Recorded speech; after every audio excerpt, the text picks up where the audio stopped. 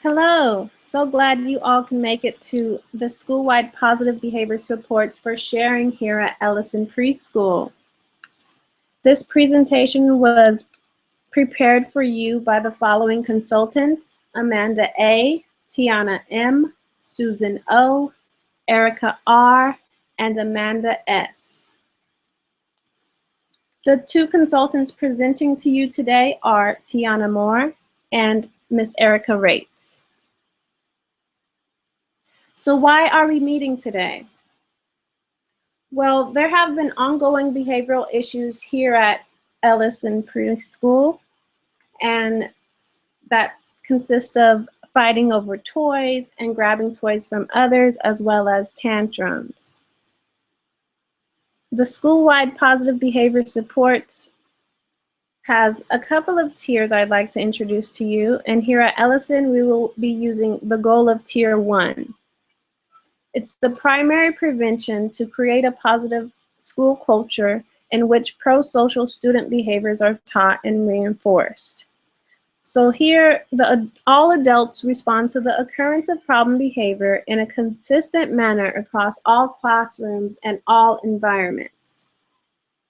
All faculty members and volunteers work together to improve academic and behavioral outcomes for all students. So we will introduce to you a token economy. What is a token economy?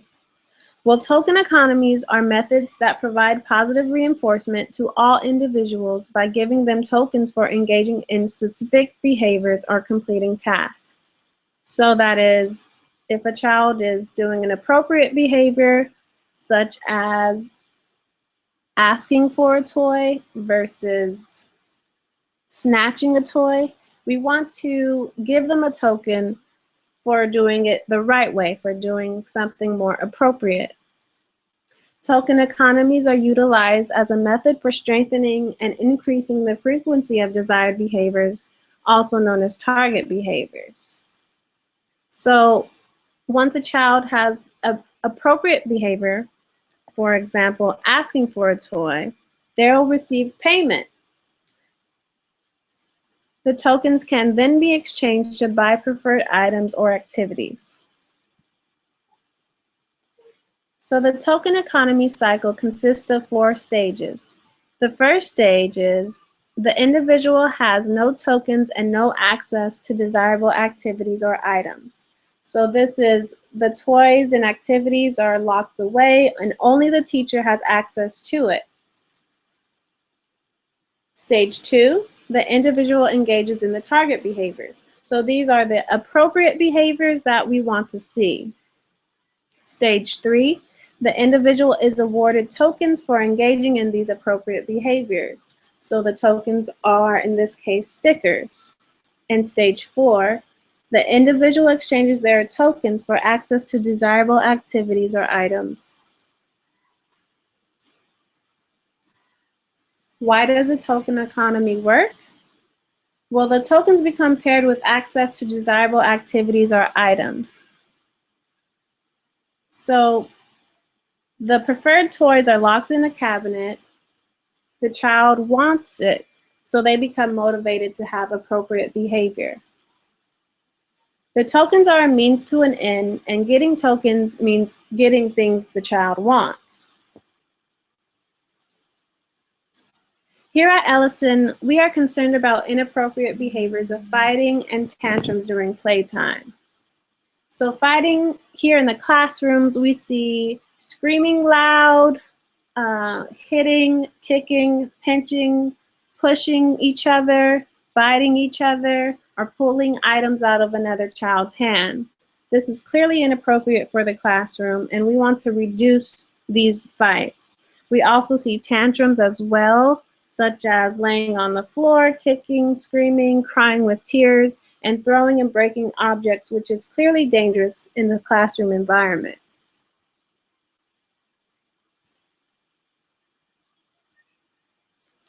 So, appropriate requesting is defined as a child verbally and/or presenting a Pecks card to ask another child if they can play together during a game or activity, or they can choose to share the item instead of snatching it from someone else's hand. Appropriate responding is defined as a child verbally or presenting a Pecks card to tell another child, yes, you can play with me, no, you can't play with me, or wait.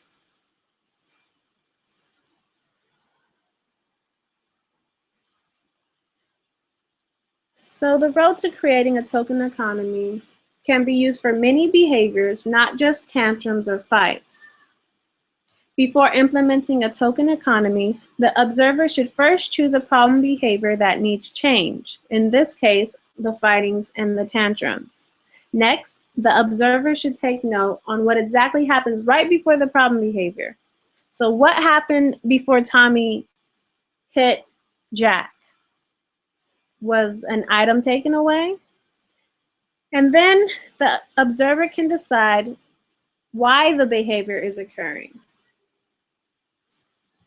This will determine the function of the fighting.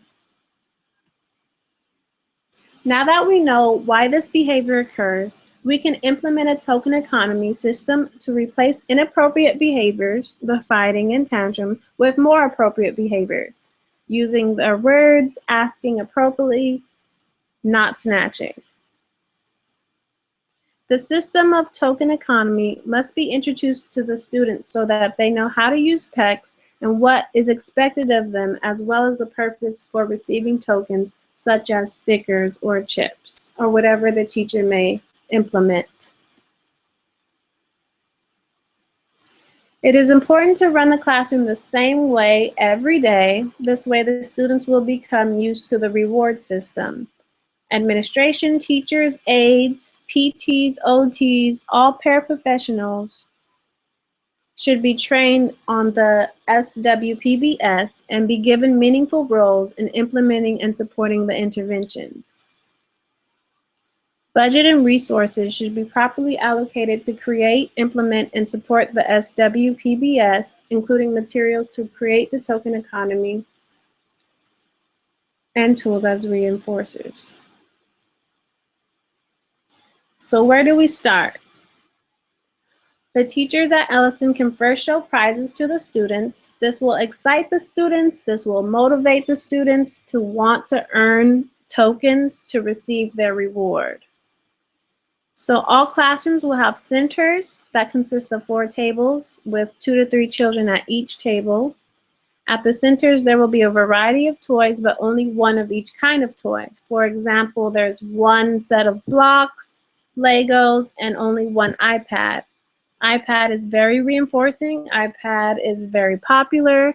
Maybe all the 3 students want the iPad, but using Pecks, we will show them how to ask for desired items. Once a student requests a toy or activity from a peer with Pecks without tantrum or fighting, they will be given 1 sticker towards their reward. Once a student responds to another peer with a no or a wait Pecks card without tantrum or fighting, they will receive 1 sticker towards their reward as well. If a student responds to a peer with a yes Pecks card or allows another peer to join them in an activity or game without tantrum or fighting, they will receive 2 stickers toward their reward. This encourages sharing at a higher level. Verbal children can use verbal requests and responses. They don't necessarily have to use a Pecks card. If a child engages in fighting or tantrum behavior, they will be denied access to the toy and prompted to request or respond appropriately.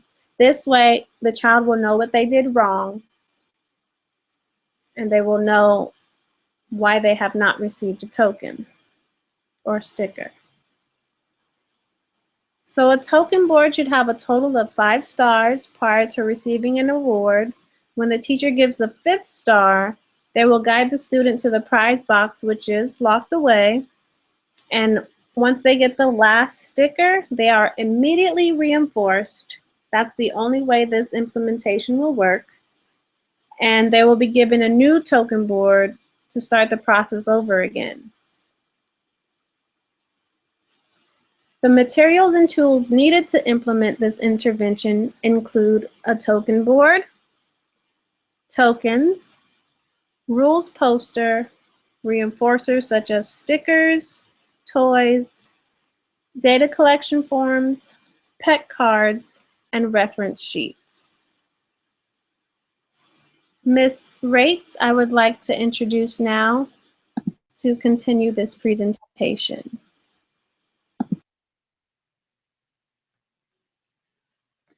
Hello, everyone. I am going to be completing the presentation today, and I'm trying to get my screen up. I apologize. Okay, thank you for waiting. This is an example of the token board that we have created for our intervention. It will have each day for the week and a place for each student's name. At Tier 1 level, the token board can be used for all students. The example on the right is a Tier 3 token board that could be used for children that may need a little extra intervention, such as a high-risk child, to monitor them a little more closely. The tokens we are going to use at Ellison are stickers. We will use star stickers. And as noted, once a child receives 5 stickers, then they can choose a reinforcer and begin earning tokens again immediately. The rewards will be available in each classroom, and they will be dispensed by the classroom teachers and aides as soon as they are earned. Teachers may create a reward menu, such as a poster for the possible reinforcers, or can actually display the rewards on a table in the classroom. This rules poster should be visibly posted in each classroom. It should be explained to the children on a daily basis and discussed with them, and it shows them how they can earn tokens and what things are eligible for tokens. The rewards should be determined by the age of the child, what activities the child likes to do during free time, what activities and items the child might say if you ask them that they like, and also input from other staff and family members what things might be reinforcing to the children. It is critical to consider cost and budget when purchasing these because it can get quite pricey if you're giving out a lot of reinforcers. Here's a sample data collection form you can use on a week-to-week basis to assess the effectiveness of the interventions. On a student level, it can be done on a classroom level or a school-wide level. And the number of stars earned will positively correlate with the appropriate requests and sharing behavior taking place. And it will also negatively correlate with fighting or tantrums because children can't earn a token if they're engaging in those inappropriate behaviors. To know if the token economy is working, it's important to take baseline data, which should be using the data collection form to track the appropriate behaviors prior to the intervention, and then go back and track again after the intervention has been implemented, and see if you see an increase in these appropriate target behaviors taking place, such as sharing requested items appropriately, using their words, not fighting, not having tantrums. If you see a significant increase in the target behaviors of appropriate behaviors, then you know the token economy and the intervention has been successful. Possible problems with token economies can be tokens incorrectly. If they're priced too high, the children may give up. On the other hand, if they're priced too low, individuals will earn too many reinforcers in too quick of a period. They lose their value and you spend a lot of money on purchasing reinforcers. It's important to let children know that possibly they could save up for extra tokens to get higher priced items, or if some children hoard their items, their tokens to purchase many things in one day, which ours is at 5 tokens, they have to exchange for a purchase of a reward. But in some scenarios, you could actually have a reinforcer sale with reduced price items occasionally to encourage them to use the tokens or place expiration dates on their tokens. Staff should meet periodically. They should determine if the reinforcement schedule should be changed. Once children become accustomed to it and know how to use it, it may be necessary to adjust the number of tokens required to exchange for reinforcers if you notice they're getting things too quick and too easy, or it's taking too long, or it's too hard, or they're getting frustrated trying to earn their reinforcers. We're going to implement picture exchange communication system, also known as Pecks cards. These will be available in each classroom around all play stations in the classroom and the different tables. They will help the children to play appropriately, to request and respond to each other appropriately. And if they do use these correctly, they will be rewarded tokens. These are especially helpful for students that are nonverbal. Functional communication training is actually a method of reducing problem behavior. You replace the problem behavior with functional language to achieve the same function that the child is trying to reach. This intervention is frequently used in classrooms, is quite appropriate for a preschool level, and has been used for many different behaviors, such as tantrums and fighting in the past. It can help at Ellison by helping the children communicate with their classmates. It will help them appropriately ask for toys and to engage in activities with others, and to help them respond appropriately to others, such as yes, no, or wait a while, and then you can join me, or then you can have the toy, instead of fighting or having tantrums. Able to communicate their needs and wants, they will not feel ignored, and the children will actually feel empowered, and it helps to facilitate more appropriate behavior during playtime. We've actually created a reference sheet that teachers can use. It's a 2-page sheet. It's condensed the presentation down into 2 pages, and it just tells them how token economies are implemented, how to follow the rules, and how to use functional communication and the Pecks cards. It's a great quick reference to keep posted or laminate. This is our reference page for our citations.